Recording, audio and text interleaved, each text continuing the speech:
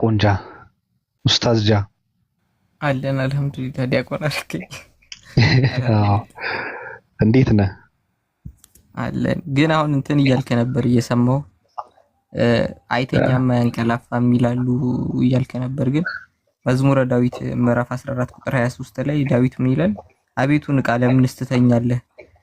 ተነስ ለዘወትርም አጣለን ይላልና እየቀሰቀሰው ይተኛል።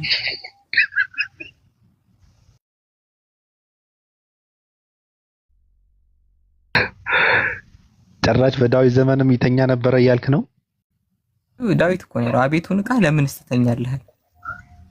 ለምን ትተኛለህ? በዳዊት ዘመን ነው እንደዛ ያለው?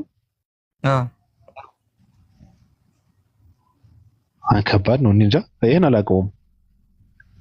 መዝሙር ምዕራፍ 14 ቁጥር 23 ላይ ምዕራፍ 44 ቁጥር 23 ላይ። ስለዚህ ከመጽሐፍ ጋር እየተቃረኑ ነው እያልክ ነው? እነዚህ ሰዎች አይተኛም አያንቀላፋም? አይተኛም። ዳዊት ተኝቶ ጭራሽ ከመተኛት አልፎ እየቀሰቀሰው ነው። አቤቱ ንቃ እያለው ነው። ለምንስ ትተኛለህ? ተነስ እያለ ነው እየቀሰቀሰው ነው። ተነስ ለዘወትር አጣለን ይለዋል። አባቱን እንዳይሆን ኧረ አይደለም እሱን ነው።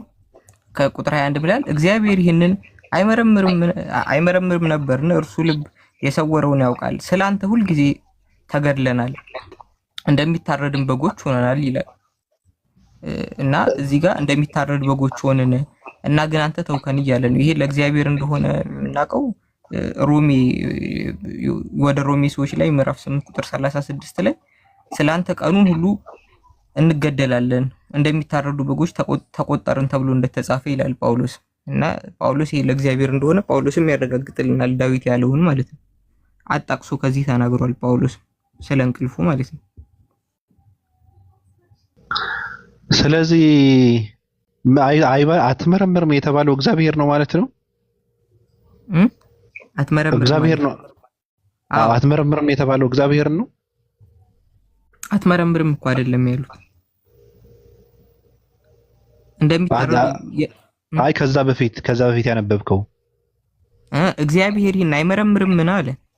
እርሱ ልብ የሰወረውን ያውቃልና አለ። እዚህ ጋር ስለ እውቀቱ ነው። አይመረምርም። ኦኬ ስለ እውቀቱ ነው። በእንቅልፍ ምክንያት ነው ተኝቶ አልመረመራቸውምና እግዚአብሔር ይህንን አይመረምርም ነበርና አለ። እርሱ ልብን የሰወረውን ያውቃልና ቢነሳ ከተነሳ ያውቃል፣ ግን ስለተኛ ስለ አንተ ሁልጊዜም ተጋደልን እንደሚታረዱ በጎች ሆነናል። አቤቱ ንቃ፣ ለምንስ ትተኛለህ? ተነስ ለዘወትርም አጣለን። አቤቱ ምን? አቤቱ ንቃ፣ ንቃ። ኦኬ እቃ ያልክ መስሎኝ እኮ ነው። ንቃ ለምንስ ትተኛለህ ይላል። ተነስ ለዘወትርም አጣለን ይላል። አዎ ስለዚህ መተኛቱ ትክክል ነው ማለት ነው። አሁን እስራኤል እየተደበደበች ዝም ማለቱ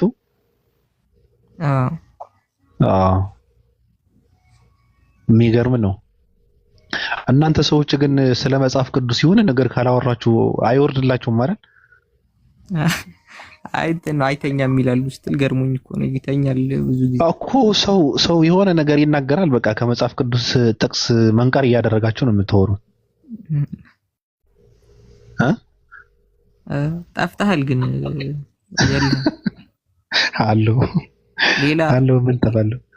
አሬ የለም ምን ለሮመዳን ተመለስኩት አልነበርኩምና ስመጥ የለም። ሌላ ቦታ ላይ ደግሞ ለምን እንደተኛ ታውቃለህ? ሲናገር መዝሙር 78:65 ላይ ጠጥቶ ነው ይላል። እግዚአብሔርም ይላል ከእንቅልፍ እንደሚነቃ ተነሳ፣ የወይን ስካር እንደተወ እንደ ኃያልም ሰው ይላል። ማን ነው? እግዚአብሔር ነው። መዝሙር 78:65 ላይ እግዚአብሔርም አለ ከእንቅልፍ እንደሚነቃ ተነሳ፣ የወይን ስካርም እንደተወ እንደ ኃያል ሰው ይላል። ይሄ ባንጎቨር የሚነሳ ሰው አለ አይደል?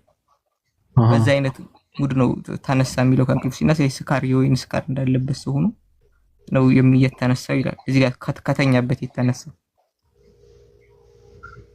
አንተ ከዛ እየተነሱ ነው እንዴ? ማን ነበረ አንድ ፈላስፋ ፈጣሪ ሰዎችን ፈጥሮ በቃ ረስቶናል፣ አሁን ስራውን እየሰራ ነው እኛ ጋር አይደለም፣ እኛ ረስቶናል፣ መለማመጃ አድርጎ ፈጥሮ ንቼ ነው እንደዛ ያለው። ንቼ መጨረሻ ሄዶ ሙቷልም የሚል መጨረሻ ሙቷል ብሎ ነው የደመደመው።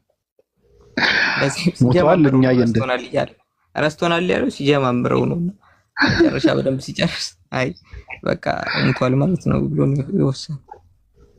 የሚቆጣጠረን ሰው የለም፣ ዓለምን እየመራን ያለነው እኛንን አይነት ነው። አዎ ከዛ እየተነሱ ነው። በነገራችን ላይ በጣም ከባድ ነው። እና ምን አዲስ ነገር አለ ቅዱስ ጃ? ምንም የለም። ያው አንተ ጠፍተህ ነበር። ያው እኔማ ስራ ነኝ እንደምታውቀው። አይ እየጾመ ነው ብሎኛል። ሮመዳን እየጾመ ነው እንዲሁ ተፋፍሮበት ነው ያልነገረን እያሉ። ምንድነው የምጾመው ደግሞ? ሮመዳን ተፋፍሮበት ነው ለመናገር እንጂ ሮመዳን እየጾመ ነው አሉ። ኧረ እኔ ስራ እየሰራው ነው። ተው እስኪ። እስልምና እንዴት ይዘዋል? አልሐምዱሊላህ ተመችቷል። ጾሙስ እንዴት አገኘው? ለመጀመሪያ ነው እየጾምክ ያለው? እንዴት አገኘው? አሪፍ ነው፣ ደስ ይላል። እንደጠበቅ የኦርቶዶክስ ጾምና የእስልምና ጾም የትኛው እንትን አደረገ? እኔ ጾም ያላቀኝ የኦርቶዶክስ። ተው እንጂ የለም። እንዴት ጾማለሁ ያልታዘዝኩት? እና ከቤተሰብ ጋር ጾም ነበር? እኔ እንትን ነበር ጆቫይትንስ ነበር። ኦኬ ብትታዘዝም እኮ ራሱ አሁን አንድ ኢትዮጵያዊ ከስጋ ጾመ ሊባል ይችላል። አሁን ስጋ ይታገኛል ኢትዮጵያዊ? ያው እኮ ነው በባቄላ ይበላሉ ምናምን ኖርማል። ሌሎች ነገሮች ለውዝም ይቻላል። ፕሮቲን ያላቸው ነገሮች አቮካዶ ምናምን ይችላሉ። ይደልቃል። ምን የማያገኘው ነገር በቃ ጾም ያለው ማለት አይችልም። አይገርምም? ጾም ማለት እኮ መከልከል ማለት እኮ ነው። ገብቷል? ጨብሲ የሚፈቀድ ነው ይከለከል።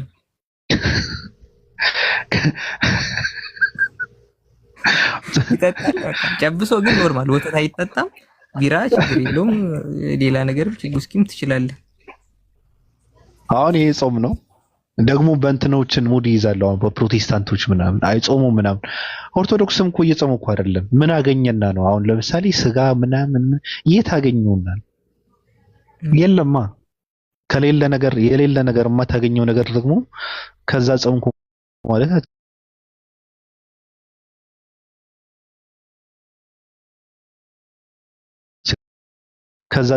አትችልም። ምለውኒ ጾም አይደለም። አው የለም እነሱ እኮ ይሄ መብላት የሚባለውን ነገር እንትን አድርገው ስለወሰዱት ነው። እንደ በቃ እንደ ኃጢያት እንደ ዓለም ምኞት ምናምን አድርገው ነው የወሰዱት። ጥሩ ነገር መብላት ጥሩ አይደለም ብሎ ስለሚያስቡ። እኔ ግን ለነገሩ አይሆንም። ኢየሱስ ክርስቶስ በጾም ወራት ምን ይበላ እንደነበረ አንተ ታውቀዋለህ? አይበላም እንጂ እሱ ምን አይበላም? ቀንም ሌሊትም ነው የጾመው። ለምን እንደሱ እንደማይጾመው አላውቅም። ከጾሙ የሱን ነው ካሉ እሱ ሌሊትም ቀንም ነው የጾመው። ቀን ብቻ አልነበረም የጾመው። መጽሐፍ ቅዱስ እንደዛ ነው የሚለው። ሌሊትም ቀንም ነው።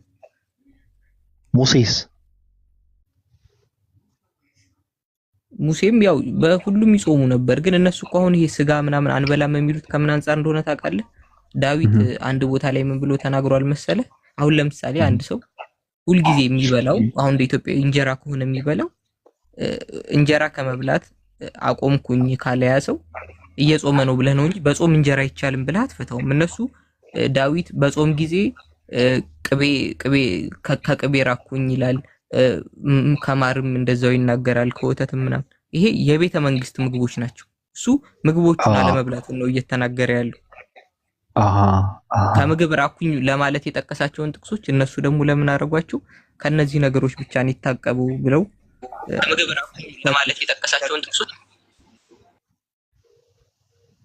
እሱ የቤተ መንግስት ምግቦችን የዘረዘረው እዛ ጋር ከሚበላቸው ምግቦች ነው እየጠራ በቃ ከነዚህ ሁሉ ራኩኝ ሲል እሱ ከምግብ ማረፉን ነው የሚናገረው እንጂ ግን ከንትን ነው በቃ የሰባት ፍሬ ባቄላ እየበሉ አመቱን ሙሉ ምናምን ይሉሃል። ይሄ ጾም ባልሆነበትም ወቅት ማለት ነው። ግን አንደኛ ጢሞቴዎስ ምዕራፍ 4 ቁጥር 3 ላይ ምን ይላል? እነዚህ ውሸተኞች መጋባትን ይከለክላሉ፣ አምነው እውነትን የሚያውቁ ከምስጋና ጋር ይቀበሉ ዘንድ እግዚአብሔር ከፈጠረው መብል እንዲርቁ ያዛሉ ይላል።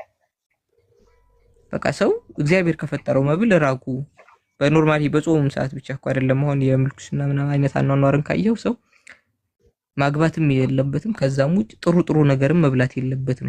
በቃ የሆነ አይነት 7 ፍሬ ባቄላ እየበላ ነው በአመት መኖር ያለበት ብለው ካለ አንድ ፍኝ ባቄላ ወይ የሆነ የብቻ ንፍሮ ወይ ምናምን እንደዛ እየበላ ይኑር ይላሉ። ግን ጳውሎስ ስለነዚህ ሰዎች ሲናገር በመጨረሻው ዘመን የሚነሱ ሰዎች ናቸውና እዚህ ምዕራፍ 4 ከአንድ ጀምሮ መንፈስ ግን ይላል በግልጥ በኋለኞች ዘመናት አለ። በኋለኞች ዘመናት ማለት በመጨረሻው ዘመን ማለት ነው። አንዳንዶች የሚያስቱ መናፍስትና በውሸት ግብዝነት የተሰጠውን የአጋንንትን ትምህርት እያደመጡ ሃይማኖትን ይክዳሉ ይላል። በገዛ ሕሊናቸው እንደሚቃጠሉ ደንዝዘው እውነት እነዚህ ውሸተኞች መጋባትን ይከለክላሉ አለ።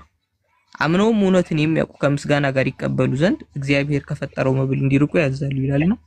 ከጋብቻም ከመብልም ይራቅ የሚባለውን ትምህርት ይሄ አጋንንታዊና የግብዞች ትምህርት እንደሆነ ጳውሎስ ተናግሯል። ይሄ እነሱ አሁን ያሉበት አይነት የምግብ አራራቅ ማለት ነው። አይ ጳውሎስ አሸባሪ ነው። ጳውሎስ እኮ ሃይማኖት ውስጥ መግባት የለበትም። ሰው ስለጀዘበ ነው እንጂ ጳውሎስ የሚባል አሸባሪ ሰው ሃይማኖት ውስጥ መግባት አልነበረበትም። ጳውሎስ ፖለቲከኛ ነው። የመጨረሻ ተንከሲስ ሰው ነው። እነዚህ ሰዎች ዝም ብለው እንትን ያደረጉት ነው እንጂ ጳውሎስ የመጨረሻ አራዳ ሰው ነው። በዛ ላይም አሸባሪ ሰው ነው። ቅድም ግን ገዳም የሚኖሩ ሰዎች መነኩሴዎች አንተ ታምንበታለህ? አሁን በቆሎ እየበሉ ምናምን ቅጠል እየቀነጠሱ ምናምን የሚባል ታምንበታለህ? ማለት ውስጥ ሲጀመር እኮ አሁን ላይ ልክ አንድ ሆቴል ምናምን ኢንቨስት ከሚያደርገው በላይ አንድ ገዳም ኢንቨስት ያደርጋል። ቴንክ ዩ የት ያደርጉታል? ብሩን ፈታ ይላሉ። ግን ያው በኋላ እንደዚህ ወጥተው አያደርጉም። እዛው በድብቅ መዛናት ያለባቸው ነው። እኔ አይቻለሁ። የሚገርም ነገር እነሱ አሁን ከዛ ውጭ ያለ ሰው የማይኖረውን ህይወት ነው የሚኖሩት፣ የበለጠ ማለት ነው።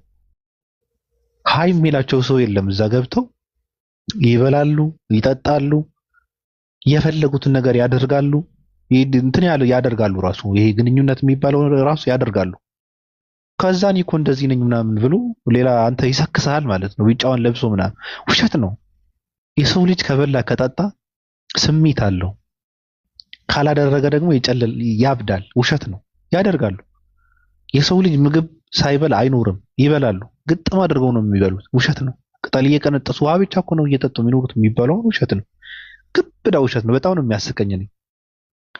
በጣም ያስቀኛል። እኔ ከሰው ከድሮ የምጣላበት ጉዳይ ነው። ውሸት ነው የምለው። ውሸት ይበላሉ። ግጥም አድርገው አይቻለሁ፣ በአይኔ አይቻለሁ። በአንዴ የዓመት ነው የሚለጥጠው ራሱ ግጥም አድርገው ነው የሚበሉት። በጣም ሆዳቸው ራሱ ሰፊ ነው እንዴ! እና ውሸት ነው ለማለት ነው። አሁን ኢየሱስ ክርስቶስ እኮ የሚገርም ነገር የጾም ስታነሳ አሁን ዳዊትና ሙሴ 40 ቀን ስለጾሙ እሱም 40 ቀን ጾመ። አየው አሁን እግዚአብሔር የሚባለው ራሱ እኮ አርአያ ያደረገው ሰዎችን ነው። ሰዎችን ተከትሎ እኮ ነው። እነ ሙሴ ተከትሎ እኮ ነው የጾሙ። እንደዛ እኮ ነው። ኢየሱስ ምን እንደሆነ ታውቃለህ የሚለው ማቴዎስ ወንጌል ምዕራፍ 4 ቁጥር 2 ላይ 40 ቀንና 40 ሌሊትም ከጦመ በኋላ ተራበን የሚለው 40 ቀንና 40 ሌሊት ለይቶ አይደለም ቀኑን የጾመው። አሁን የእሱን ሱና ተከትለን በሱ መንገድ ነው ካሉ በኢየሱስ ከሆነ 40 ቀንና 40 ሌሊት ነው እሱ የጾመው። እነሱም 40 ቀንና 40 ሌሊት ነው መድገም ያለባቸው። ትክክል። እሱ ደግሞ እነ ሙሴን ተከትሎ ነበር የጾመው። ራሱ ሙሴን ተከትሎ እኮ ነው የጾመው። ሙሴ ስለ ጾሙ ነው የጾመው። አዎ በእንትላው ዘጸአት 34:28 ላይ ያለ 40 ቀንና 40 ሌሊት እንትን አሉ ይላል። ግን አዎ ግን እነዚህ ይሄኛው የጾመው ሙሴ የጾመው 40 ቀንና 40 ሌሊት ነው። ዘጸአት 34:28 ላይ በዚያም 40 ቀንና 40 ሌሊት ከእግዚአብሔር ጋር ነበረ፣ እንጀራም አልበላም ውሃም አልጠጣም ይላል። ለ40 ቀንና ለ40 ሌሊት ማለት ነው ሙሴም። ግን አሁን የነዚህን ሰዎች ነው ካሉ እንደነሱ ከሆነ 40 ቀንና 40 ሌሊት ጾሙ ያሳዩን ጉዱን። እስኪ አሁን ይሄ የምርኛ አሁን እኔ አሁን አይመስልኝም አንድ ሙሴ የሚባል ሰውዬ 40 ቀንም 40 ሌሊትም ምግብ ሳይበላ ይችላል ወይ መቀጠል ወይ ኢየሱስ እንደዛ አንድ ሰው ከሳይንስ አንፃር ያስኬዳሉ የሚለው ከተቻለ እስኪ ያሳዩን እነሱ የምር የነሱ እንደግማለን ከሆነ ትክክል የሚገርም ነው። እንደውም ኦርቶዶክሳውያን ልክ ነው። አሁን ይሄ እንትን መጀመር አለበት ራሱ ኦርቶዶክሳውያን መጾም ካለባቸው ከማያገኙት ከስጋ ከእንቁላል ከወት ተውስ አታገኙም። ኩላሊትን ብትሸጥ ራሱ አታገኙም። የለም አሁን ኑሮ ውድነት አጠናግሮ እያበድክ ደግሞ ከስጋ ጾም ያለው የታገኘውና ነው ስጋ ልክ ጃን እንዳለው እንደ ሙሴ እና እንደ ኢየሱስ ክርስቶስ 40 ቀንና 40 ሌሊት በመጾም የነሱን መልካም ድርጊት ነው መድገም ያለባቸው ኦርቶዶክሳውያን። ካልሆነ ግን እንደዚህ በማድረግ ራሱ ሲኦል ትወረወራለህ። ጾም ምንድነው? ጾም ሆድህን እየሞላህ ጾም የሚባል ነገር አለ እንዴ? መከልከል ነው መጾም ማለት።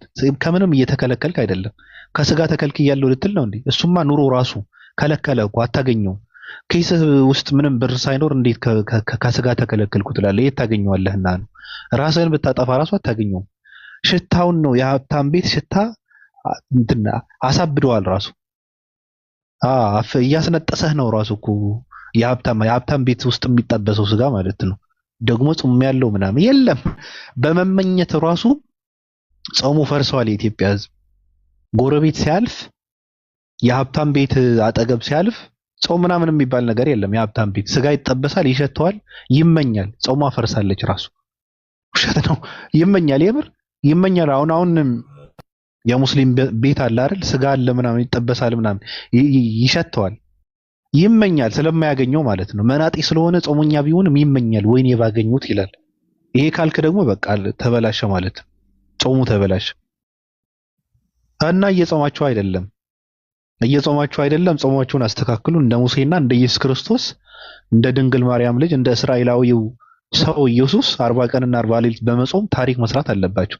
ከዛ ነው የሚጸድቅላችሁ። ራሱ ትክክለኛ የሚጾሙ ሰዎች ናቸው። ጤናችሁ ራሱ ይመለሳል። አይምሯችሁ ራሱ መስራት ይጀምራል።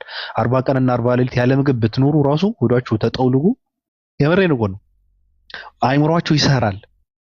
አይምሯችሁ ሰርተው ደግሞ እኔ በቃ ከዛ በኋላ ምንም አትልም። እኔ ራሱን ያጠፋ ተናዶ ራሱን ያጠፋ አምላክ ሰው አምላክ ብዬ አልይዝም ብለህ እንደ አዲስ ደግሞ አዲስ ሐሳብ ይዘህ ትመጣለህ። እንደዛ እኮ ነው። ተናዶ ራሱን ያጠፋ አምላክ እንደማለት እኮ ነው። ኢየሱስ ክርስቶስ ራሱን አጠፋ፣ አምላክ ራሱን አጠፋ የሚባል ነገር አለ። ደም እፈልጋለሁ አለ። ከዛ ደግሞ ደሙን ይቅር ማለት እየቻለ አይ መፍሰስ አለበት አለ። ከዛ ደግሞ የራሱን ደም አፈሰሰ። የሚገርም አምላክ እኮ ነው።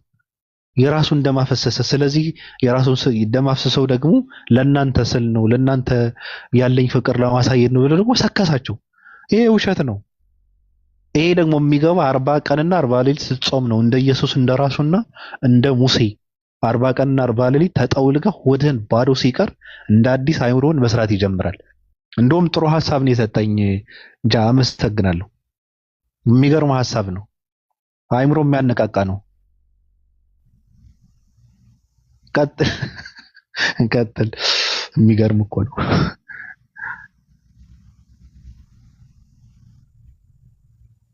እኮ ነው። አሁን ይሄ ራሱ የሚለው ነገር አሁን እንዳልከው አያስኬድም። ራሱን በራሱ ተናዶ ነው ወይ ምን ብሎ ነው መልሶ ራሱን ወርዶ ከዛ ደግሞ መስዋዕት ያደረገው ደግሞ መልሶ ለራሱ ነው። እና ልክ ነው።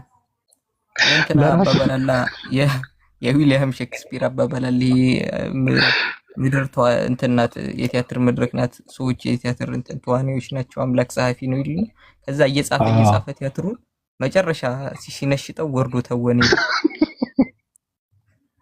እንደዚህ አይነት ትርጉም ነው የሚሰጠው። አሁን እነሱ የሚያስቀምጡት ፍልስፍና በራሱ የገባበት ትወናውን ሸጠው በቃ እየጻፈ ያለው እንትን እየጻፈ ነበር። መስዋዕት እፈልጋለሁ ምናምን እያለ እንትን እያደረገ ነበር እንትን እያለ እዛ መጨረሻ ላይ ራሱ ገባበት። የሚገርም ነው።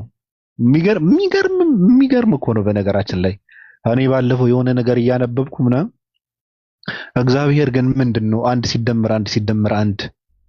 ሲደመር አንድ ነው የሚለው የራሱ ካልኩሌተር አለው እንደ እግዚአብሔር አለ አንድ ልጅ። የሚገርም ነው። የማይሆን ነገር እኮ ነው። ሶስት አንዳንዶች አንድ ነው። ስላሴ ምናምን ራሱን አጠፋ፣ ደሙን አፈሰሰ፣ ተሰቃየልን፣ ሞተልን ለኛ ሲል ለምንንም ለማንንም ሲል አይደለም። በነገራችን ላይ እንደውም እሺ ሰው ሰላም እንበልበት እስኪ። ሊዱ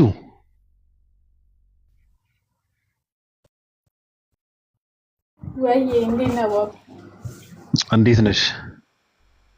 ደህና ነኝ ይመስገን። ሰላም ነው? አለሁ ደህና ነኝ። ተመችቶሻል? ተመችቶኛል። ምን ትይናለሽ? ምኑ ላይ ነው ምን እምላችሁ? በዛው ላይ ብዙ ነገር ስናወራ ነበር። ኢራንና እስራኤል ስንል ነበር። ኢየሱስ ክርስቶስና ሙሴ ስንል ነበር። ታላቁ ሙሴ። ኢራንና እስራኤል አያገባኝም። ገደል ይግቡ ሁለቱ። ኧረ ለምን ይገባሉ እንዴ? እስራኤል ገደል ገብታለች፣ ኢራን ግን ለዘላለም ትኖራለች። ቀጥይ። አይ መቼ ጋር ልገለን ስለነበር ኢራንን ብትሆን ገደል ትግባ፣ አያገባኝም። ቀጥይ፣ ግድ የለሽም እሱ ችግር የለም። ስለነሱ አያገባኝም። እሺ እሺ።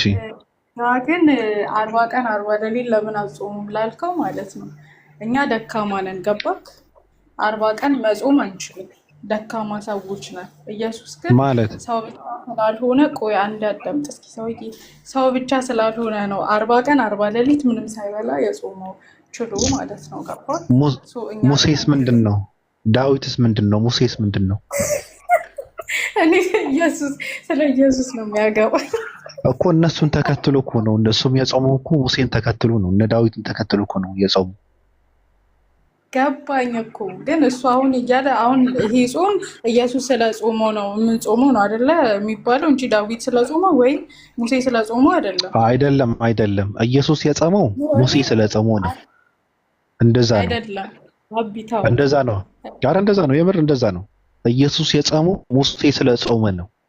ገብቶሻል? ስለዚህ አሁን እኛ የምንጾመው ኢየሱስ ስለጾመ ነው። አሁን ለምን ትጾማለህ ስትለው አንድ ክርስቲያን የሚነግርህ የኢየሱስ ጾም ነው፣ ኢየሱስ ስለጾመ ጾማለሁ ነው የሚለው። ኢየሱስ ከምንድን ነው የጾመው? ኢየሱስ ከምግብ ነው፣ አልበላም ነው እኮ። ከምግብ ከሆነ አንቺ ከምግብ ነው እየጾምሽ ያለሽው? አይ እኛማ ከብዙ ነገር ነው የምንጾመው እኮ። እንደ ኢየሱስ ነው እንደ ኢየሱስ እናንተ እንደምትጾሙት ነው የጾመው ኢየሱስ። ከኛ በላይ 40 ቀን 40 ሌሊት። ስለዚህ እንደዛ ከሆነ ለምን እንደ ኢየሱስ አትጾሙም እኮ ነው። ኢየሱስ ስለጾመው ነው አልሽ። እንደዛ የሚባል ነገር እኮ የለም። አይ እንደዛ የሚባል እሱ ሰው ብቻ ደካማ ነን የሚባል ስሚ። አሁን ምንድን ነው ከስጋ ጾመሽ አሁን ስጋ የት ታገኘዋለሽ? ኢትዮጵያ ውስጥ ቁጭ ብለሽ። እኔ ቬጅቴሪያን ነኝ ሲጀምር፣ ግን ሰዎች ይጾማሉ አይበሉም ስጋ ምናምን። ኧረ ተይ እንጂ። አዎ አመለጥሽ እንዴ? እኔ አልበላም ድሮም ጌታ። ይገርማል። በነገርሽ ላይ ሰው መጾም ያለበት ኢትዮጵያዊ ከስጋ አይደለም። ገብቶሻል? የምሬን እኮ ነው። ስጋ አያገኙም። አሁን እዚህ ሀገር ሰው ከጾም ከአትክልት ነው የሚጾመው። የሚበላው እሱ ነው። ስጋ ውዳቂ ነገር ነው፣ የበሰበሰ ነገር ነው። ለምን ትበለዋለህ? ምንም ይበላል፣ ግን ምንም ትርጉም የለውም። አትክልት ይሻላል። ገብቶሻል? ስለዚህ ጾመናል የምትሉ ከሆነ አንቺ አሁን ከምትበዩ ነው መጾም ያለብሽ። ምን ማለት ነው ከምትበዩ? ስጋ አታገኙም አልኩሽ እኮ። አልበላውም አልሽ እራሱ እኮ። አገኘዋለሁ ግን አልበላም። ምን አሁን አገኘው አትበይም። እሺ ከምትበዩ ትጾሚያለሽ ማለት ከምን? ከአትክልት። አሁን እኔ የተረዳሁት ምን እንደሆነ ታውቂያለሽ ሊዱ? በቃ ኢየሱስ ክርስቶስ አምላክ ነው የሚል ሰው የጤና ችግር እንዳለበት ነው። እንደውም ከአሁን በኋላ ማውራት አቆማለሁ። የጤና ችግር የለብንም። ኖ የጤና ችግር አለበት። የምር የጤና ችግር አለበት። ጤናው እንዲመለስ ደግሞ እንደ ኢየሱስ 40 ቀንና 40 ሌሊት ያለ ምግብ መጠውለግ አለበት። አይ ከባድ እንኳን 40 ቀንና 40 ሌሊት መጨረሻ ላይ ሊፈታ ሲል የሚጾመው 3 ቀን አለ አይደለ? እሱን ራሱ ችሎ የጾመ ሰው ጎበዝ ነው። ተይው፣ ተረት ተረት ነው። ምንም የሚጠቅም ነገር የለም እኮ። እሱ እኮ ነው እኮ። ታዲያ አሁን ቅጣት እኮ የሚሰጠው በነገሮች ላይ ለደካማ ሰዎች እኮ ነው። ገብቶሻል? ህግ ለማያከብሩ ሰዎች፣ ደካማ ለሆኑ ሰዎች፣ የታዘዙትን መተግበር የማይችሉ ሰዎች ነው የሚቀጡት አይደለ? በምድር ቴንኪው። ሲኦልም የተሰራው ለደካማ ሰዎች ነው። አይግረምሽ። እኔ ደካማ ነኝ ካለ ሰው እንደዛ የሚባል ነገር አላቅም ብሎ ወደ ሲኦል ነው የሚወረውረው ሰው ናገባ እያለ ነው። ከሲኦል ይጠብቀንሽ። ግን ኢየሱስ የጾመው በስጋው ነው። ኢየሱስ በስጋው ጠንካራ ነው እያልሽ ነው ወይስ የጾመው በአምላክነቱ ነው? ዘንግቼ ነበረ። አይነጣጠልም። ለምን አይነጣጠልም? እሱማ እንዴት አይነጣጠልም? ስለተነጣጠለ አይደለ እንዴ የተሰየፈው?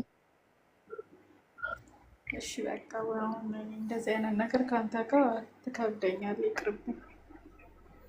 ተሸከምሽኝ እንዴ? በላ እሺ ይሁን ይሁን ብለናል።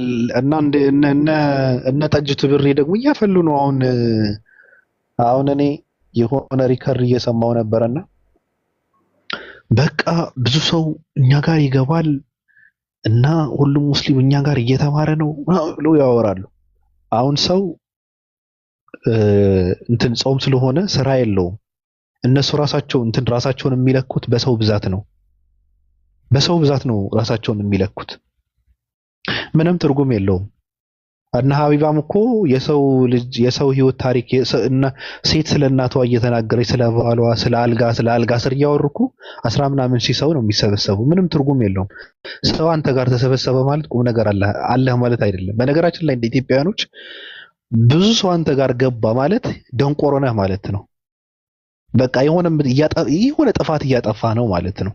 ጀዝበሃል፣ ደድበሃል ማለት ነው። ሰው ከበዛ የምሬን እኮ ነው። ሰው ከበዛ እንደዛ ነው። እውቀት ያለው ሰው ጋር ሰው አይቀመጥም። ትምህርት ያለበት ቤት ሰው አይቀመጥም። እንደዛ ነው። እና ራሳቸውን የሚለኩት በቃ እኛ ጋር ሰው እየገባ ነው፣ ብዙ ሙስሊሞች እየተማሩ ነው ምናምን ብለው ይሰክሳሉ። ፕሮፓጋንዳ በጣም ችለውበታል እነሱ። በነገራችን ላይ እኔ አሁን ምንድነው ሚዲያ አጠቃቀም ችለውበታል። ሚዲያ እንደዚህ ነው። ቅናት፣ ሰላም የምን አባሽ ቅናት ነው? ምንድነው ቅናት?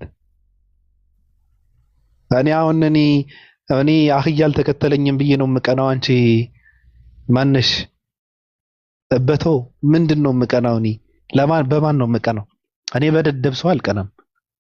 እኔ ሰው በፈልግ እኮ ሚዲያ መጥቼ በቪዲዮ ወጥቼ እንደሌሉ ሰዎች እኮ እንትን ማድረግ እኮ መዝረክረክ እኮ ይቻላል እኮ። ቀላል ነው። ምንም እንትን የለው። ቪዲዮ ትከፍታለህ፣ ከንፈርን የመጠጥ ቁጭ ብለህ በቃ እንትን እንደሌሎቹ ዝም ብለህ የመጫወት ብቻ እኮ ነው። እየለመንክ ራሱ ምንም ሰው ይሰበሰባል አለ ሰው ምንም እኮ እንትን እኮ የለውም። ሰው ከፈለክ እንደዛ ነው ማድረግ ያለብህ። በነገራችን ላይ በቪዲዮ ነው መውጣት ያለብህ። ሰው ከፈለክ ይመጣል። ባታወራም ራሱ አንተን ለማየት ሰው ይመጣል። ዝም ብሎ ማየት ይወዳል ሰው። አበሻ የእውቀት ችግር የአይምሮ ችግር ስላለብን በቃ በአይናችን ነው እንደ ህፃን ማለት ነው፣ እንደ እንስሳ በአይናችን የሚገባ ነገር ነው ደስ የሚለን። ገብቷችኋል? እውቀት ያላቸው ሰዎች ግን ትምህርት እንኳን አይናቸው እንትን ጨፍነው ነው እንትን የሚያደርጉት የሚቀበሉት የሚያዳምጡት። ሲናገሩም አይናቸውን ጨፍነው እንደዛ ነው። በቃ የአዋቂ ሰዎች ባህሪ ነው። የምሬን ነው። ፍጥጥ የሚል ከሆነ ፋራ ነው ማለት ነው። አዋቂዎች ሲናገሩም ሲያዳምጡም አይናቸው ጨፍነው ነው። አይምሯቸውን እንዲሰረቅ አይፈልጉም ከውስጥ ስለሚያዳምጡ ማለት ነው። እና ሰው የፈለገ ሰው ቪዲዮ ነው መውጣት ያለበት። ስለዚህ በእነዚህ ደናቁርት ሰዎች የሚቀና ሰው የለም። እኔ ፕሮፓጋንዳቸው ፖለቲካቸው ስለሚገርመኝ ነው። የሆነ ሰዓት ላይ ስለሚዋረዱ ነው። አሁን ሰው አለ ብለህ ራስን የምትቆልል ከሆነ ሰው ይሄዳል እኮ። ሰው ከሄደስ አንተ ምን ልትሆን ነው? ስሜትህን ራስህን ነው መጠበቅ ያለበት ራሱ። እነሱ ግን ደንቆሮ ናቸው። ሰው ይገባል እኛ ጋር። እንደነሱ በየቀኑ ላይቭ የሚከፍት ሰው የለም። በየቀኑ ላይቭ ከከፈትክማ ሰው ይመጣል። ሰው ቁጭ ይላል እኮ ይለምዳል። ሰው የሚገባበት ይፈልጋል፣ የሚቀመጥበት እኮ ይፈልጋል፣ ሰዓቱን የሚያጠፋበት እኮ ይፈልጋል። ከናዋቂ ስለሆንኩ ነው ብለህ ራስን እየሸወድሽ ከሆነ ወይዘሪት ጠጅቱ ብሪ ተሸውደሻል። የሚገርም ነው። ቂጣቸውን እንትን እስኪል እንደ ሴት ቁጭ ብለው እኔም በጣም ነው አይሰሩም፣ ግን በጣም ይገርማል። የራሳቸው ጉዳይ ወደ ኢየሱስ እንመለስ። እኛ ምን አገባን አሁን? እነዚህ የበታም ሰዎች ስለነሱ አውርተን አሁን ምን እናገኛለን? ወደ ኢየሱስ እንመለስ። ራሱን ስላጠፋው አምላክ ነው የምናወራው። ተናዶ ስለ ደሙን ለራሱ ሲል መስዋዕት ስለከፈለ ነው። ደም መፍሰስ ፈልጎ እንዲፈስ ፈልጎ የራሱ ደም ስላፈሰሰው አምላክ ነው የምናወራው። ስለሱ ነው መወራት ያለበት። ስለሱ ነው። እግዚአብሔር የራሱን ካልኩሌተር አለው። አንድ ሲደመር አንድ ሲደመር አንድ ሲደመር አንድ የሚሆንበት የሂሳብ ቀመር አለ። እሱም እግዚአብሔር ዘንድ ነው እየተባለ ስለሆነ እንደምንም ብለን እንትን መረከብ አለብን። እሱ ነው። ስለዚህ ነው ማውራት ያለብን። ስለ እውቀት ነው ማውራት ያለብን። በእውነት ሰዎች ገቡ፣ ሰዎች ወጡ፣ ሰዎች እኛ ጋር ይመጣሉ፣ ሰዎች ይሄዳሉ፣ ሰዎች ተሰበሰቡ። እንዴት ምንም ትርጉም የለውም። ትልቅ ነገር እኮ የምናወራበት ነገር እኮ አለ እኮ። ትልቅ ነገር አለ። እሺ ምንድነው ያለው ልጅ? ኢየሱስ አይደለም ጌታ ሆይ አንተስ ጤና ያለው ዋይን እንዳትሰጣቸው እኮ የሚያሰክር መጠጥ አጠጥታቸው እነዚህ ሰዎች አንተን መፍራት ትተው በቃ ራሳቸውን መልአክ አድርገው ቆጥረው ክንፍ እየፈለጉ ነው። ስለዚህ ይሄን ነገር የሆነ ነገር አበጅለት ምናምን ብሎ ተናገራሉ። አንድ ሕፃን ስለ ሰዎቹ። አሁን እነዚህ ሰዎችም እንደዛ ነው የሆኑት። ራሳቸውን በአምላክ ደረጃ ከአምላክ ጋር አወዳድረው አይደለም፣ ከአምላክ ጋር ማወዳደር አይደለም፣ አምላክ እነሱ ወዳሉበት ቦታ ዝቅ አድርገው እንትን አደረጉት። እኩያቸውን አድርገው በቃ አምላክ ሰው ሆነ፣ አምላክ በላ ጠጣ። ለምን ይበላል አምላክ?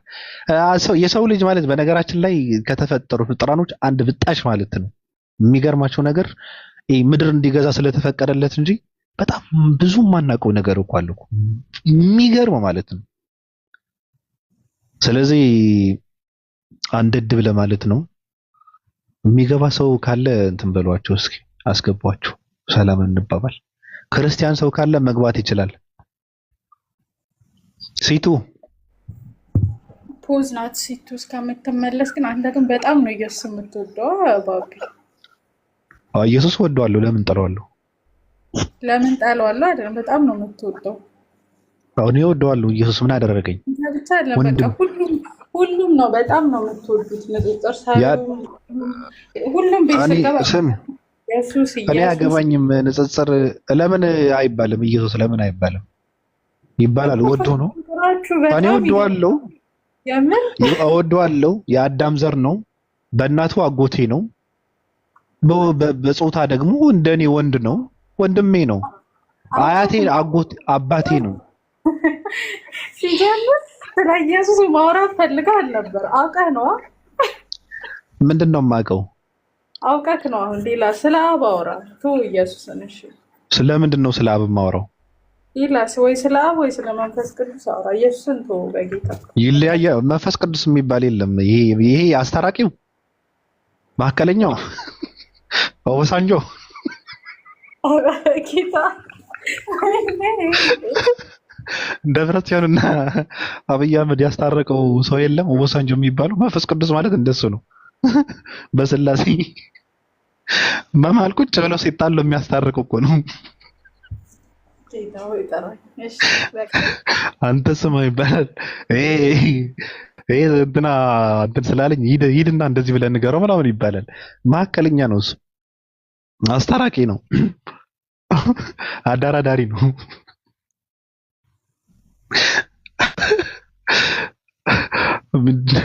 ኤሌክትሪክ የሚያስተላልፍ ገመድ የለም። እንደዛ ነው መንፈስ ቅዱስ። መንፈስ ቅዱስ ደግሞ መንፈስ ቅዱስ ምን ቦታ አለውና ነው ስለኔ ስለ መንፈስ ቅዱስ የማወራው? የት ተጠቀሰ መንፈስ ቅዱስ?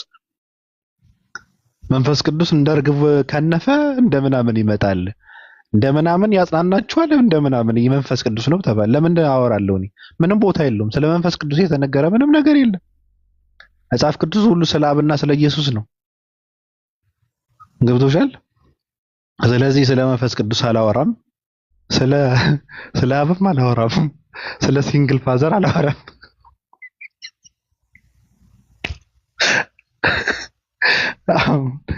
አሁን እግዚአብሔር አብ ወልድ ልጁ ነው ብለህ ያው ድንግል ማርያም እናቱ ነች ስትል በነገራችን ላይ አንዳንድ ሰዎች ኦርቶዶክሳውያን የሚባሉ ሰዎች ሚስቱ ነች ይላሉ። እንደዛ የሚሉ ሰዎች አሉ። በነገራችን ላይ የእግዚአብሔር ሚስት ነች የሚሉ ሰዎች አሉ ድንግል ማርያም። አንዳንድ ሰዎች ደግሞ በጣም ይደነግጣሉ። እናት ነችዋል። አይደለችም። እንደዛ ከሆነ ሲንግል ፋዘር ነው ማለት ነው አብ። እንደዛ እኮ ነው። እንደዛ ነው። ምንም እንትን ማድረግ አይቻልም። ሲንግል ፋዘር ነው። ወደዚህም ወደዛ የሚባል ነገር የለም። ልጁ ነው ተባለ፣ በቃ ልጁ ከሆነ ሲንግል ፋዘር ነው ማለት ነው። አለቀ። እሺ ሰው አስገቡ እስኪ። ሰው ሰላም ሰላም ብለን እንትን ብንል ነው የሚሻለው እና ሰው አስገቡ ትንሽ የሚገርም ነው። የሚገርም ነው። ተላላኪው ስሙን እንዳታነሱት ካሁን በኋላ መንፈስ ቅዱስ የሚባለው ተላላኪ ስሙን እንዳታነሱት። አይ መንፈስ እኔ ግን ድፍረት የሰው ልጅ ውስጥ ያለውን ድፍረት በጣም የሚገርም ነው። እኔ በጣም ነው የሚገርመኝ። የሰው ልጅ ማለት በጣም ከባድ ሰው ነው። ላዩ ላይ ያለ የሚገርም ድንቁርና እና ድድብና ተሸክሞ በስነ ስርዓት በኩራት በሰው ፊት መንቀሳቀስ የሚችል ሰው ቢኖር የሰው ከእንስሳም በላይ ነው። በነገራችን ላይ አሁን እንስሳዎች እንትናቸውን ገልጠው ይሄዳሉ አይደል? ምንም አይመስላቸውም። ራቁታቸውን አሁን ይሄ እንትናቸው ገልጠው ነው የሚኖሩት አይደል? የሰው ልጅ ከዛ በላይ ነው። ከዳ ሚዩት ታደርገዋለህ። አመሰግናለሁ። ሃኒ ሰለመች ነው ያየሁት። እኔ ሃይማኖት ስለሚቀየር ሰው ምንም ማወራው ነገር የለም። ምንም አንድ ዛሬ ሃይማኖት ይቀይራል፣ ከወራት በኋላ ደግሞ አጀንዳ ይሆናል። ስለዚህ ስለነዚህ ሰዎች እኔ ምንም ማወራው ነገር የለም። ምንም ትርጉም የለውም። አሁን እሷ እኔ እንትን ትላለች እያልኩ አይደለም፣ ግን አብዛኛው ሰው አጀንዳ መሆን የሚፈልግ ትውልድ ነው ያለው። በቃ ስለሱ መወራቱ ደስ የሚለው ሰው አለ። አሁን እኔ በእውነት እኔ እንዳላበዛው እንጂ ይሄ አበሻ የሚባለው ትውልድ በጣም እየጨቀየን በጣም የሚገርም ደረጃ ላይ ነው የደረስነው። የሚገርም ማለት ነው። እየተለማመድ ነው ያለነው ነገር በጣም ክፉ ነገር ነው እየተለማመድ ነው ያለነው። አይ ስልጡንነት አይደለም። በነገራችን ላይ ስልጣኔ ማለት ስለማናውቀው ነው ብርቅ ይመስለናል እንጂ ስልጣኔ አይደለም። አሁን አንዳንድ ሰዎች ራቁት መውጣት አሁን እንደ ኖርማል ነው እየተደረገ ያለው። ይሄ ደግሞ እያደረገ ያለው ህዝቡ ራሱ ነው እያደረገ ያለው። አሁን ራቁታቸውን የሚወጡ ሴቶች ካሉ ለምሳሌ ወንዶችም ቢሆን ራሱ ያደረከው ነገር መጥፎ ነው። ስለዚህ አንተ ከሚዲያ ጠፋ ብለህ እንትን ማድረግ አለብህ።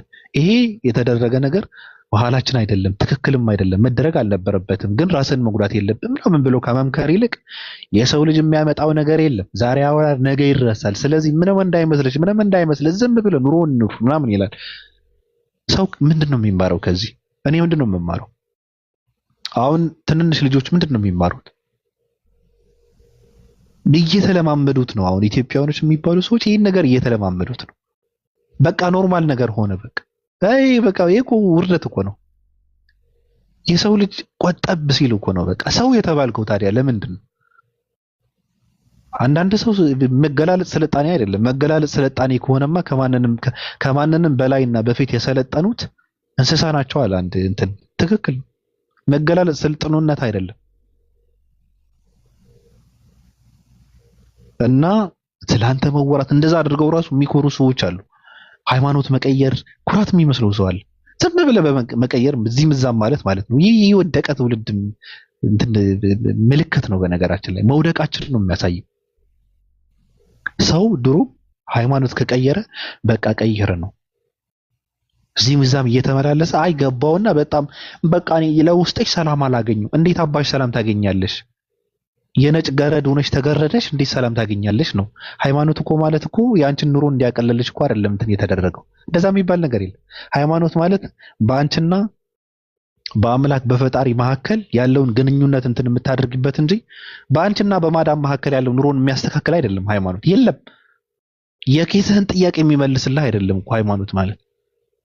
አንዳንድ ሰዎች አሁን የገቢ ምንጭን ያደረጉት ሃይማኖት ይቀይራል፣ ጣል ይደረግለታል፣ በቃ ደስ ይለዋል፣ ከዛ ልም ብሎ ይጠፋል። ይህ እንደዚህ ውዳቂ ትውልድ ነው ያለው። በጣም እኮ ነው የሚገርመው። ስለዚህ እንደዛ መሆን የለበትም።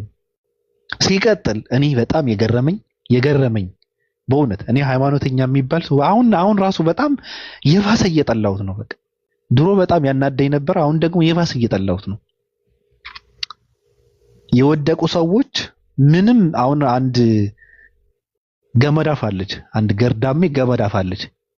እንደዚህ ብሎ እኔ እፎይ ይመቸኛል ምናምን የምትል አዲስ ሼር ተደርጎልኝ ያየዋት ልጅ ነበረች እና ወይዘሪት ጠጅቶ በሬ እሱን ማውራት ይፈልጋለሁ ምናምን ብላ አወራሻለሁ ምናምን ብሎ በውስጥ ጻፈላት። እኔ ብሆን እኔ ግደሉኝ እንጂ በውስጥ አላወራትም። በእውነት ኩራት አይደለም።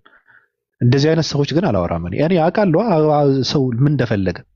ለሷ ልጅ መልስ የሚሰጠውን ይሄ ሃይማኖተኛ አይደለም፣ ለኔ ውዳቂ ነው፣ ስለ ሚዲያ የማያውቅ ሰው ነው። እነዚህ ሰዎች ቦታ መስጠት ማለት በቃ የሃይማኖትን ትልቅነት ማንቋሸሽ ማለት ነው፣ መከልሰም ማለት ነው። የሃይማኖትን ትርጉም እንትን ማድረግ ማለት ነው። በትንትኑ ነው እያጠፉት ያሉ ሰዎች። ትኩረት የሚፈልጉ ሰዎች መጥተው እስልምናና ክርስትና ትክክል ከሆነ እኔ እንደዚህ በቃ እኔ የሚያስረዳኝ ሰው ካለ ምናምን ትላለች። ዝም ብላ እኮ ነው። ምንም እኮ የምታውቀው ነገር እኮ የለም። ሃይማኖት ምንድነው አታውቅ፣ ኑሮ ምንድነው፣ ላይፍ ምንድነው፣ ምንም የሚያውቁት ነገር የለም። ሰው ይገባና ቪዲዮ ይሰራል 3 ደቂቃ 5 ደቂቃ ስለሷ እኮ ነው።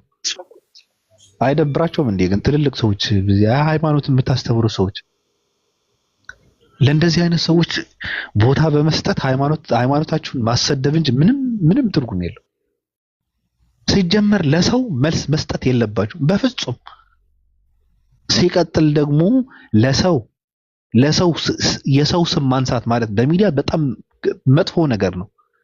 ሐሳቡን መምታት ከለክ ራሱ ስሙን ሳታነሳ ነው ሐሳቡን መንገንደስ ያለብህ። ስሙ ካነሳውማ በቃ ነገሩ ተበላሽ። ስለዚህ ይህ ነገር መስተካከል አለበት። እያየው ነበረ እንደዚህ አይነት ቁምብዛም ሰዎች ምንም ቦታ መሰጠት የለባቸው። እኔ የሚመቹኝ ሰዎች አሉ እንደዚህ አይነት ሰዎች በካልቾ ብለው የሚያባሩ ሰዎች አውቃለሁና ይመቹኛል እነሱ። ሲቀጥል ደግሞ እኔ መጨረሻ ላይ ማለት የምፈልገው ስላላወቃችሁትን ነገር ማውራት ትርጉም የለውም። እኔ ነገሩን ካላወቁ ካላረጋገጥኩ አፌን አልከፍትም። የሚያወራ ሰው ካለም ዝም ብዬ ነው አገጨን ይዤ ነው የማዳምጠው እንጂ ዝም ብዬ እንትን አይደለም። እኔ ሆይ አይደለም። እኔ እንትን ብዬ መንጋ ነው ለማለት ነው ባጭሩ። እና አናብዛው ከገባን አይቀር ብለን ነው እንግዲህ እንደዚህ የምንበጠረቀው። ምን እናድርግ? መሲና ይዋት ልበል። እናንተ ሰዎች ግን ለምን አሁን ሬነር አላየሁትም ነበረ። ፈሪያ እንዴት ነሽ?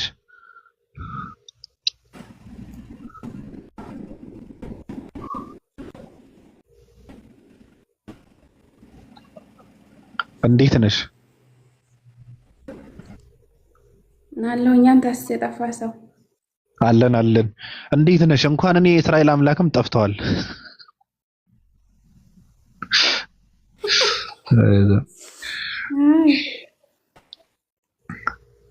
እሱማ ከጠፋ እኮ ቆየ። አዎ ተኛ እኮ በጠለት ብሎ ተኛውን ይገለው ወይስ ሰላም መሲ እንዴት ነሽ? እንዴት ናችሁ? እኔ በጣም አለን እኮ ነው የመጣሁት። ጥፍት ብላል እንዴ? ጥርስ አራራራ ተመችቶኝ አዎ ትንሽ ልጥፋ ብዬ ነው። አዎ ከተመቸህ እንኳን ጥሩ ይሁን። ያኔ በሰላም ከሆነ በደህና ከሆነ ይሁን። እንዴት ነህ? ደግ ነህ? ያው ዞሮ ደህና ነው እንዴ? በሰላም ነው ብለሃል። ይሁን እንግዲህ እኔ ደህና ነኝ። የሚገርምሽ ነገር እኔ ማለት እኔ ያቺ እኔ የተሸከምኳትን ስጋ ከፈጠራት አካል ውጪ መንካት የሚችል ሰው ምድራዊ ኃይል የለም ብዬ ነው የማምነው። መንግስት እንኳን አልፈራም፣ ምንም አይመስለኝም። አዎና ደህና ነኝ ለማለት ነው። እሺ ዋናው ደህንነትህ ነው። ምን ይመጣል ብለሽ ነው? እንዴት ነሽ ታዲያስ? አለሁት ይመስገነው ክብሩ ይስፋ። ኧረ ኑሪበት የታባቱ ምን ይመጣል? ምንም አዲስ ነገር የለም። እውነት ነው። ከሰማይ በታች ምንም አዲስ ነገር የለም። እሱ ውሸት ነው። እሱ አለ ከሰማይ በታች አዲስ ነገር አለ። ያኔ ከኛ ውጭ ለማለት ነው። አሁን ሰለሞን የሚባለው ሰው እንደዛ ብሎ ተናገረ እያሉ የጥበብ መጀመሪያ እግዚአብሔር መፍራት ነው፣ ከፀሐይ በታች ምንም አዲስ ነገር የለም ምናምን የሚባሉ ነገራቶች ትክክል አይደለም። በእርግጥ የጥበብ መጀመሪያ እዝጌር መፍራት እውነት ነው። አይደለም አማኝ እንዴ ጥበብ መጀመሪያ እግዚአብሔር እንደቆረምታርስ ማስዬ አይደለም ማለት ያኔ እግዚአብሔር ያልኩት ያኔ ፈጣሪ ነው። ያኔ በእነሱ ስም እግዚአብሔር ሳይሆን ፈጣሪ ገብቶናል ማለት የፈለግሽው ነገር እንደዛ ነው። ግን እንደዛ አይደለም። እኔ እንደዛ አይደለም። የጥበብ መጀመሪያ ፈጣሪ መፍራት አይደለም። ለኔ የጥበብ መጀመሪያ ራስን ማወቅ ነው። የሚገርምሽ ነገር ሰሎሞን ራሱን ሲያውቅ ነው እንደዛ ያለው። ራሱን ካወቀ በኋላ ነው። አሁን ለምሳሌ ጠቢቡ ሰሎሞን ብዙ ነገር ነበረውና መጨረሻ ላይ ደግሞ ምንም ነገር እንደማይጠቅም ተረዳ። ብጣሽ እንደሆነ ገባው። ከዛ ምን አለ መጨረሻ ላይ ራሱን ስላወቀ ደካማነቱን ስለተረዳ የጥበብ መጀመሪያ እግዚአብሔር መፍራት ነው ብሎ ተናገረ። ለሰሎሞን እንጂ ለዚህ ትውልድ አይሰራም። እሱ የጥበብ መጀመሪያ ራሱን ካወቀ በኋላ ነው ራሱ እንደዛ ያለው ሰሎሞን ማለት ነው። ገብቶሻል? እና እኔ አላምንበትም። ይሁንላችሁ። ኤኒዌይስ እስኪ ቪዲዮችን ሪፖስት ምናምን መጀመሪያ የሚፈራውን አካል ማወቅ አለብን ብዬ አስባለሁ። ለመፍራት እኮ መጀመሪያ የሚፈራው አካል መታወቅ አለበት። ዝም ብሎ ይፈራል?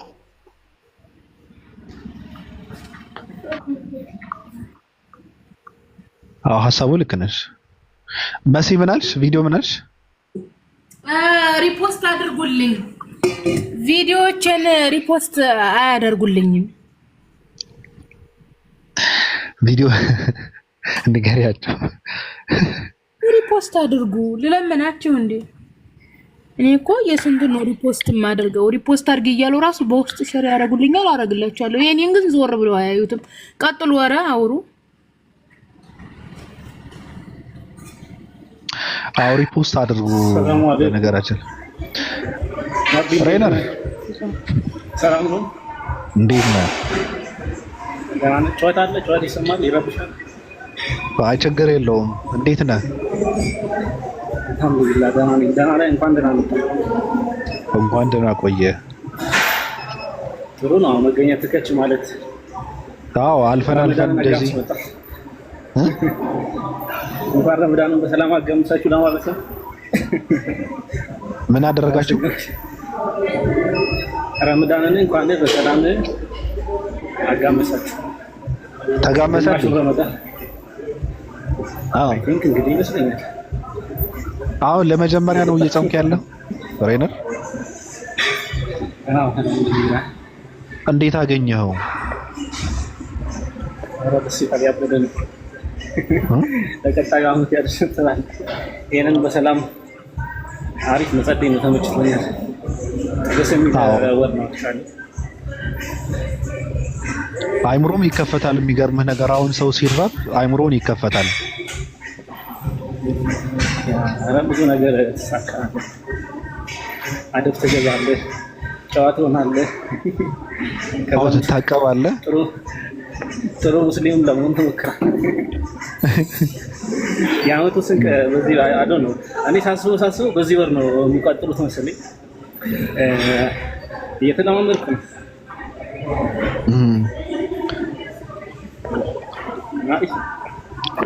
እና ተመቸህ እንዴ? በደንብ ነው። ለስላላችኋል ብዙ የአምልኮ ስነ ስራ ስላለበት የረሃቡ ብዙም አይደለም። አልሐምዱሊላህ ቀሎኛል። እንግዲህ አንዳንዴ ነው የሚረበኝ፣ አልፎ አንዳንድ ቀን። ከዛ ውጪ ደስ የሚለው ያው የኢባዳ የአምልኮ ስነ ስርዓቱ ደስ ይላል። ከሌላ ወሬት ላይ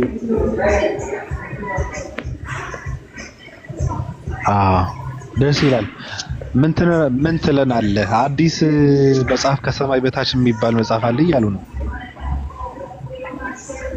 እስካሁን እኔ በደንብ እንግዲህ ኮንቴንቱን አላወቅኩም፣ ግን ኢንሻአላህ እንግዲህ አውቂ እንኳን ደስ አለን እንለዋለን። እኛም ደግሞ እንደዚህ እንጠቀምበት ያድርገን። ክርስቲያኖችም አብረው እንጠቀሙበት። ወደ አንዱ አምላክ ወንድማችንን ከማምለክ እንደኛ እንደ ወንድማችን አንዱን አምላክ ወደ ማምለክ ያምጣቸው፣ ይጠቅማቸዋል ብዬ ተስፋ አደርጋለሁ። ኢየሱስ ያመልካል ታውቃለህ። እነሱ ስራ ፈጥቷል፣ እሱን ነው የሚያመልኩ እና ይሄ ደግሞ ያሳስባል፣ እንደ ሙስሊም ያሳስበናል። ቢያንስ ክርስቲያኖች ከ2.2 ቢሊዮን በላይ አሉ አጠቃላይ ማለት ነውና ይሄ ሁሉ ስራ ይፈታ ነው። ከአምልኮ የተዘናጋ ነው አንዱን አምላክ ከማምለክ እና ያው እነሱን እንደሚጠቅም ተስፋ እናደርጋለን። የሳላ መጽሐፍ ነበር ጥያቄ። አሁን መጽሐፍቶች ብዙ ይጻፋሉ፣ ገብቷል? የሚያነብ ሰው አለ? ያው እንግዲህ ኢትዮጵያ የማንበብ ልምዳችን ትንሽ ነው። የሚለመድ ነው አክቹዋሊ የሚለመድ ነው። አሁን የማንበብ ልምዳችን ደካማ ቢሆንም መለማመዶች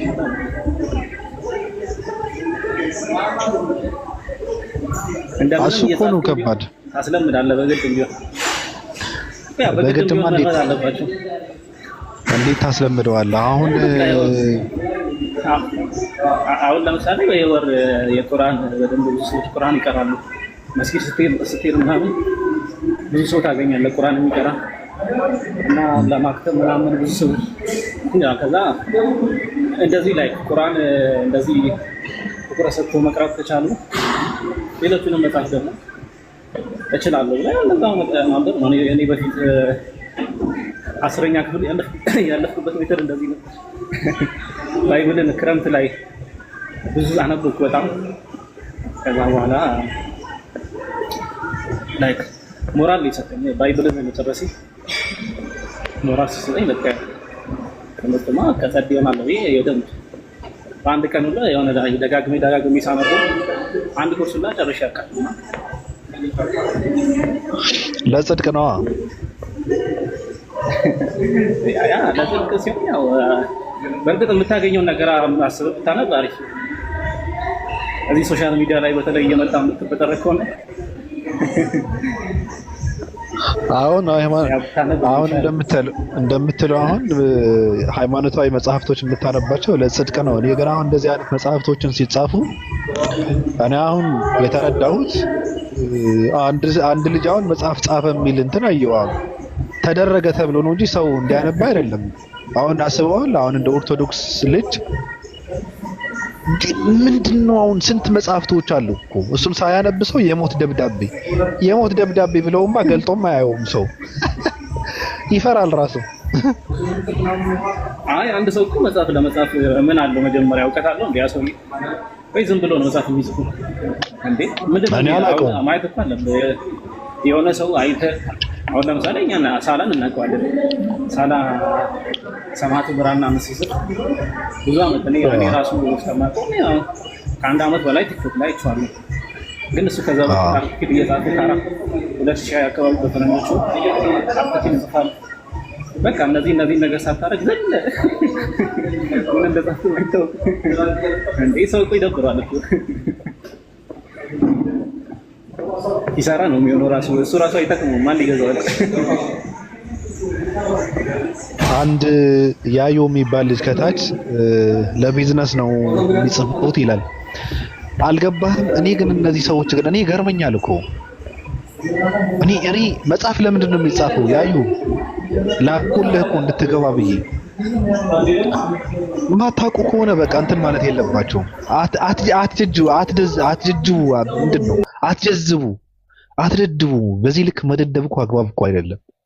አሁን ገብተህ ሐሳብህን ብትነግረን እኔ ላዳምጠህ ነበረ። አልገባም ካልክ ግን አንተ ደንቆሮ የደንቆሮም ደንቆሮ ነህ። ለቢዝነስ ሰው መጽሐፍ ለምን አባ ነው መጽሐፍ የሚጻፈው? ገቢው ለራሳቸው ነው እና ዝም ብሎ ሰው ደክሞ ጥረው ጉሩ ታዲያ ዝም ብሎ በነፃ እንዲሰጠ ነው እንዴ? ማይም ነህ እንዴ? ለቢዝነስ እኮ ነው መጽሐፍ የሚጻፈው። ሰው እውቀትን መሸጥ ማለት እኮ ከምንም በላይ እኮ ነው በነገራችን ላይ ደንቆሮና እንዴ? ራሱን ይጠቅማል፣ አንተም በእውቀት ይጠቅማል ማለት ነው። መጽሐፍ የሚጽፉ ሰዎች አሁን እኔ ጥያቄ የሚያነብሰው አለ ወይ? የንጽጽር መጽሐፍቶች እየበዙ ስለሆነ የሚያነብሰው አለ ብዬ ነው የጠየቅኩት እኔ።